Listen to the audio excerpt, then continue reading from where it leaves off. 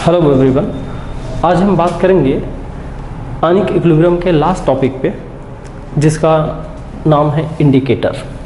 ठीक, तो इंडिकेटर में हम लोग इंडिकेटर टॉपिक पे क्या डिस्कस करने वाले हैं कि इंडिकेटर का नेचर कैसे होता है, एसिड, बेस, वीक, स्ट्रॉन्ग, इस तरह से, और उस इंडिकेटर के आयनाइजेशन के बारे में, एंड पॉइंट देने की क्वालिटी के बारे में। ठीक है, इंडिकेटर का मतलब क्या है? इंडिकेटर वो सब्सटेंस है, वो केमिकल कंपाउंड है जो रिएक्शन की समाप्ति को इंडिकेट करता है। हाँ, कि it indicate the completion of reaction.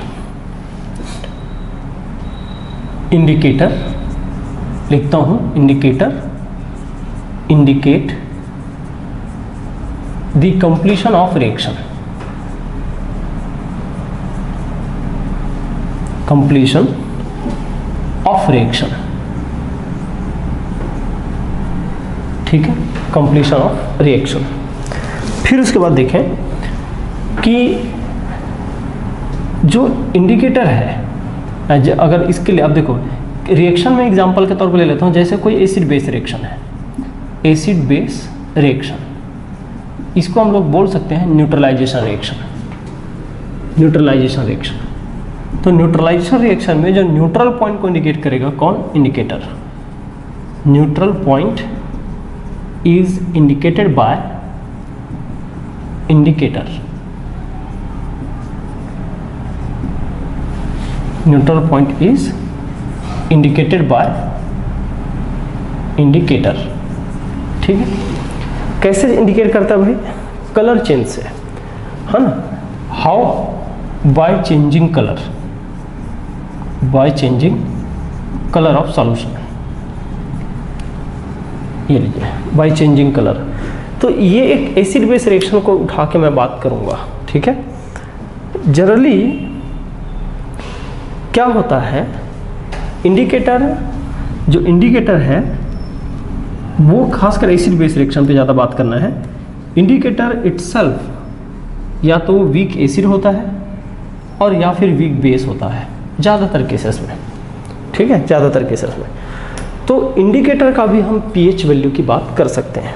हम पीएच डिपेंडेंट इंडिकेटर की बात कर रहे हैं, या बोलेंगे एसिड बेस इंडिकेटर। हमारा टॉपिक सारे इंडिकेटर के लिए नहीं है, अभी हम सिर्फ एसिड बेस इंडिकेटर के बारे में बात करेंगे।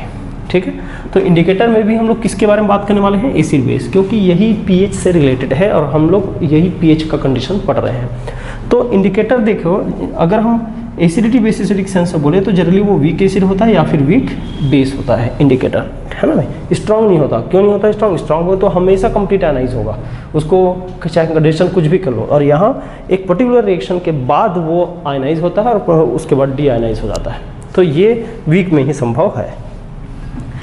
अब इंडिकेटर के खुद के बारे में अगर हम लोग बात करें, सपोज करो कोई फॉर एग्जांपल कोई एसिड टाइप इंडिकेटर है ना, acid type indicator, acid type indicator. ठीक है, तो एसिड टाइप इंडिकेटर का मैं पीएच का फॉर्मूला बनाना चाह रहा हूँ। एसिड टाइप इंडिकेटर को कैसे देखूँ? सपोज HIN ऐसा कुछ है, तो HIN ऐसा कुछ है। अब मैं इसको आयनाइज कराऊँ, तो आयनाइज करूँगा तो क्या होगा भाई? एक H+ बनेगा और एक IN नेगेटिव आयन। इस तरह से ये आयनाइज होगा, बिल्कुल एसिड जैसा। अब कोई बोलता है कि आप KIN निकालो इंडिकेटर का, है ना, डिसोसिएशन कांस्टेंट जिसको बोलते हैं। तो इक्वल टू क्या होगा? H+ और इंटू I इंडिकेटर एनायन, ये लीजिए, डिवाइडेड बाय ये पूरा HIN।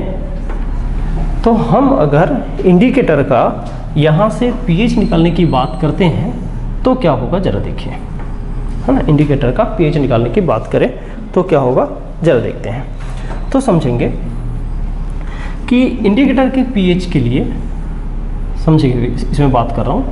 इंडिकेटर के पीएच के लिए KIN में मैं ये वाला H+ को रखना पड़ेगा मुझे, तो मैं इसको इधर भेज देता हूँ और इसको इधर भेज देता हूँ। जरा देखेंगे KIN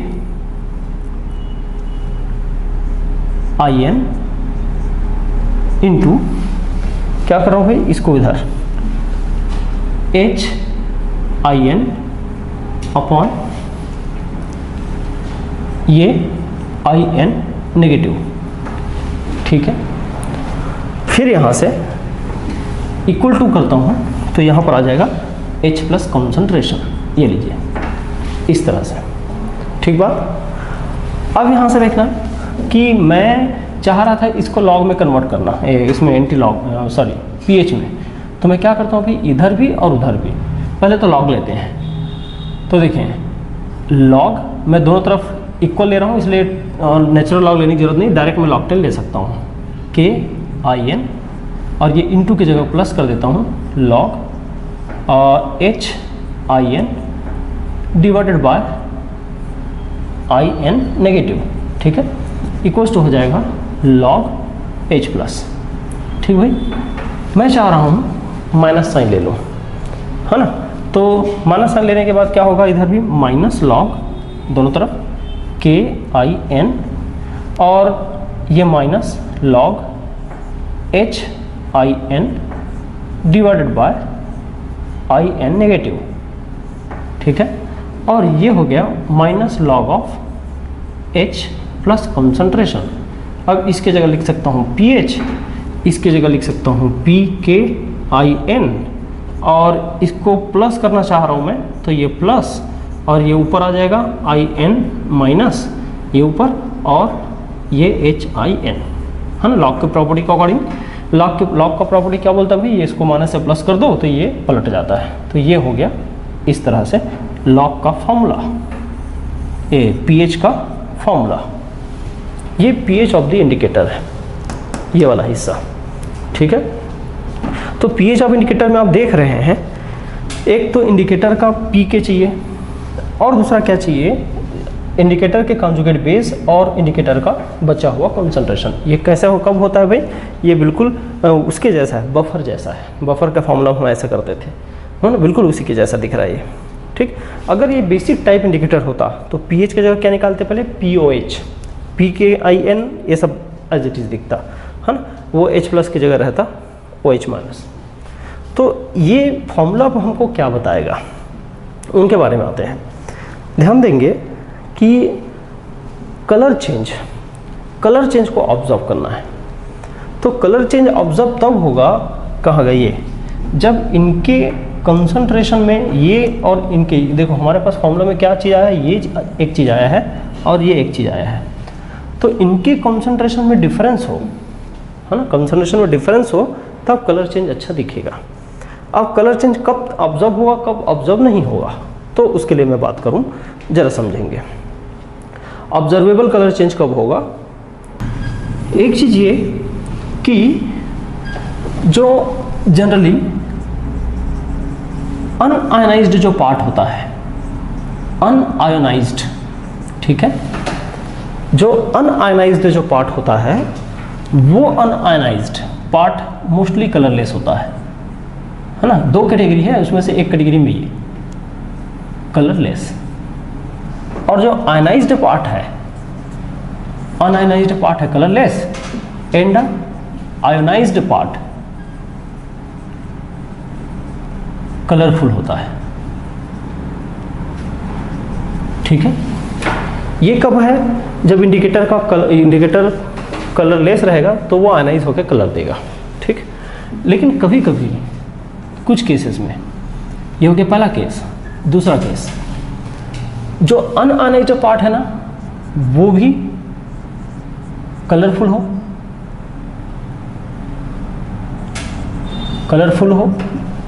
और जो आयनाइज्ड पार्ट है वो भी कलरफुल हो। तो दोनों जब कलरफुल होता है तो दोनों के कलर में काफ़ी डिफरेंस होना चाहिए। दोनों के कलर में क्या होना चाहिए, डिफरेंस। तो दोनों के कलर में डिफरेंस होता है, और जब दोनों के कलर में डिफरेंस होता है तो उसी डिफरेंस से हम लोग पहचानते हैं कि वो इंडी पॉइंट आया या नहीं आया, ठीक है भाई। तो ये दो केसेस ही बन सकते हैं, इसके अलावा और कुछ नहीं, है ना। मैं बता रहा हूँ कि इंडिकेटर माइनस आयन का कॉन्सेंट्रेशन और HIN का कॉन्सेंट्रेशन, एक बार इनका रेशियो है 10:1, एक बार इसका सेम रेशियो है उल्टा, मैं 10 गुना ज़्यादा रखा हूँ।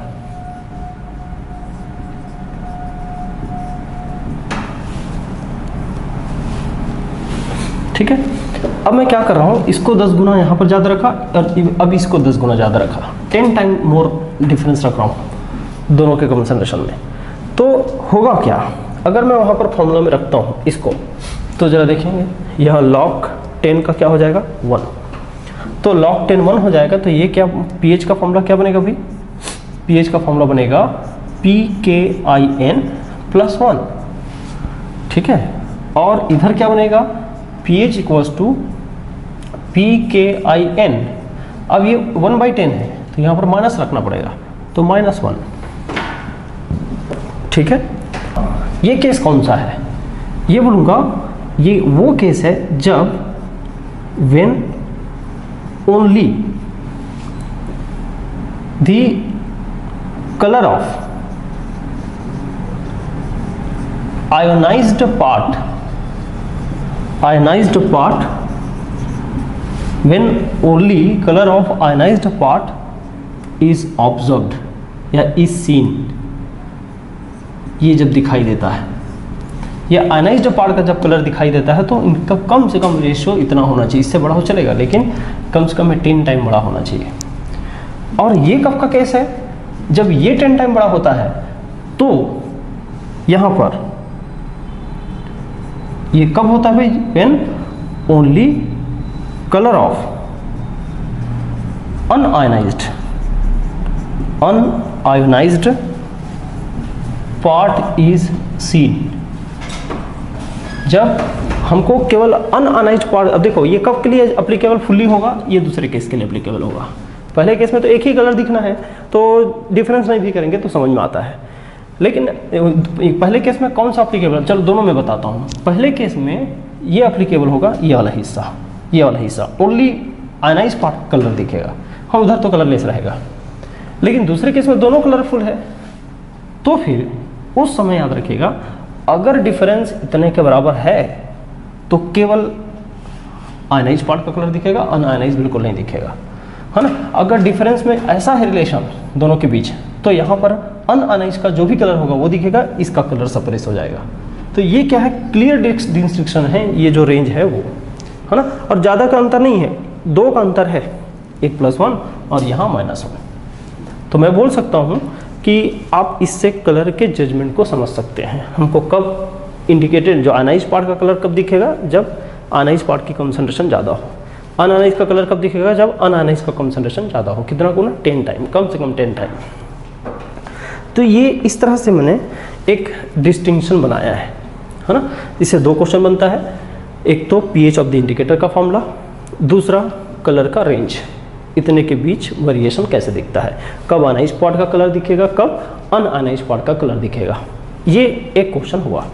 हर इंडिकेटर का अपना एक फेवरेट pH रेंज होता है और वो उस pH रेंज में कलर चेंज शो करता है ना। उस pH रेंज से अगर बाहर जाओगे तो कलर चेंज शो नहीं करता। जैसे मैंने अभी क्या दिखाया कि एक तरह से क्या था, pKa +1 और pKa -1, pKa +1 और -1 के बीच में इतना डिफरेंस होना चाहिए, तब वो कलर चेंज ऑब्जर्वेबल होगा, नहीं तो कलर चेंज शो नहीं होगा।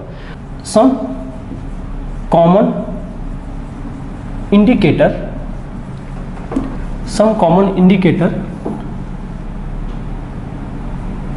pH range, some common indicator pH range, है ना, and the color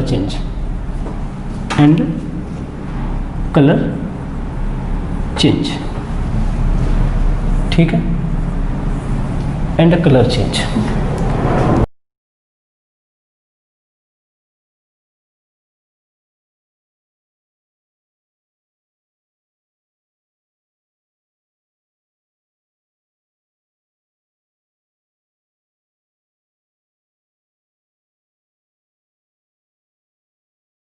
ये लीजिए 1 2 3 एसिड का एग्जांपल दिया हूँ, काफ़ी है 3। ये बहुत कॉमन इंडिकेटर है, और भी बहुत सारे होते हैं, मैं शेयर कर दूंगा। फिर हालत देखिए, कभी कभी क्या होता है, जैसे अब फिनोफ्थिलीन है, फिनोप्थिलीन में वो कलरलेस जैसे क्यों हो गया, है ना। एसिड में क्या ऐसा हुआ कि कलरलेस हो गया, बेस में ऐसा क्या हुआ कि कलरफुल हो गया। तो मैं थोड़ा सा फिनोप्थिलीन को समझाता हूँ। देखिए फिनोप्थिलीन का पूरा फॉर्मूला नहीं लिख रहा हूँ। ये मान लो पीएच है और एच है, एसिड टाइप इंडिकेटर है इसलिए एच प्लस लगाया हूँ। अगर ये एनाइज होगा तो क्या बनाएगा भाई, पीएच एक माइनस, याद रखिएगा फिनोप्थिलीन का पीएच है ना, फिनाइल वाला नहीं है, और प्लस एच प्लस ऐसे। अब मान लीजिए हम लोग उसको एसिड में मिलाए हैं तो हमारे पास एसिड है, मान लीजिए सपोज करो HCl है, तो मैं यहाँ Cl माइनस और H प्लस रखता हूँ। कोई भी एसिड है ना, एसिड को भी चलो कॉमन ले लेते हैं, कोई भी हो सकता है। HA मान लो है तो यहाँ से A माइनस और इधर H प्लस, ऐसा हमने ऐसा लिया है। अब क्या होगा भाई, ये H प्लस यहाँ देखो कॉमन आयन हो गया, और ये स्ट्रॉन्ग एसिड है ना, कोई स्ट्रॉन्ग एसिड है या जो भी एसिड है, स्ट्रॉन्ग हो वीक हो उससे मतलब नहीं, फिलहाल एसिड का H प्लस आना चाहिए। तो H प्लस क्या करेगा, इससे कंबाइन करके इसको पीछे भेज देगा। एरो देखिए, ये H प्लस इस फिनोप्थिल के कॉन्जुगेट बेस से कंबाइन होकर वापस फिनोप्थिल बना देगा। इसका मतलब क्या होगा कि ये कॉमन आयन इफेक्ट क्रिएट कर रहा है, और कॉमन आयन इफेक्ट क्रिएट हो रहा है तो इसका मतलब क्या हो रहा है कि ये जितना पहले से मौजूद था उतना ही है, आयनाइजेशन और बढ़ नहीं रहा है, हाँ उतना आयन है जितने से वो कलर लेस शो हो रहा है, मतलब केवल अनआयनाइज पार्ट का कलर शो हो रहा है, आयनाइज पार्ट का कलर शो नहीं हो रहा है। तो लेकिन अगर सोचिए ये एसिड हो गया है ना, ये एसिड हो गया, मान लीजिए हम बेस मिलाते हैं, है ना, बेस मिला देते हैं कोई, कि ये कोई बेस है। अब अगर हम बेस मिला देते हैं तो M क्या करेगा, यहाँ M और OH माइनस, अब ये क्या करेगा, इसको विड्रॉ कर लेगा, है ना, इसको विड्रॉ कर लेगा, तो इसका जो आयन में कमी आएगी, ये फिर फॉरवर्ड बढ़ेगा, और ये फॉरवर्ड बढ़ेगा तो फिर और आयनाइज होगा, और इतना कॉन्सेंट्रेशन बढ़ जाएगा कि अब उसका आयनाइज्ड पार्ट का कलर शो होने लगेगा। तो ये बेस में ही इसलिए कलर दिखाता है। मैं क्या बोला, वापस रिपीट कर दूँ अभी, कि रिपीट ये करूँ कि एसिड जब मिलाते हैं तो कॉमन आयन इफेक्ट क्रिएट होता है, और कॉमन आयन इफेक्ट के कारण अनआयनाइज्ड पार्ट फिर से बनने लगता है, जिससे इसके आयनाइजेशन में इंक्रीमेंट नहीं होता। लेकिन जब बेस मिलाते हैं तो वो इसके H प्लस को विड्रॉ कर लेता है, जिससे आयनाइजेशन इंक्रीज होता है और उस लेवल में पहुंच जाता है कॉन्सेंट्रेशन आयनाइज और अनआयनाइज पार्ट का, जिस लेवल में वो विजिबल होता है। तो इसीलिए ये कलरफुल शो करता है। ठीक है बात। तो ये एक एग्जाम्पल लेके समझा, ये सिर्फ एक लॉजिकल डिस्कशन है, इस पर ज़्यादा ऑब्जेक्टिव क्वेश्चन नहीं है। आप लोग और बहुत सारे इंडिकेटर देखते हैं। अब ये जो अनकॉमन आयन किस प्रिंसिपल का असर है, ली शातलीय प्रिंसिपल, है ना। ये जो कॉमन आयन इफेक्ट दिख रहा है वो कौन से प्रिंसिपल को फॉलो कर रहा है, ली शातलीय प्रिंसिपल। ठीक, तो इस पर और डिटेल नहीं जा रहा हूँ। किसी भी एसिड किसी भी बेस के टाइट्रेशन में कोई भी इंडिकेटर यूज़ नहीं करते, है ना। पर्टिकुलर टाइप के एसिड में पर्टिकुलर टाइप का इंडिकेटर ही अप्लीकेबल होता है, जो उस पीएच रेंज को कवर करता हो। जैसे मैं स्ट्रॉन्ग एसिड स्ट्रॉन्ग बेस में हर किसी इंडिकेटर को यूज़ नहीं कर सकता, है ना, उसके लिए उस इंडिकेटर को यूज़ करूँगा जो उस वहाँ पर शार्प रिजल्ट देता है। उसी तरह मैं लिस्ट कर रहा हूँ इंडिकेटर इन, ऐसा लिख देता हूँ, इंडिकेटर इन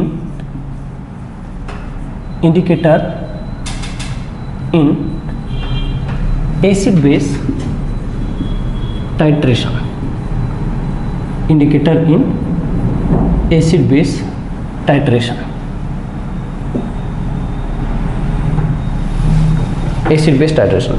मैं 4 केस का एग्जांपल ले रहा हूँ।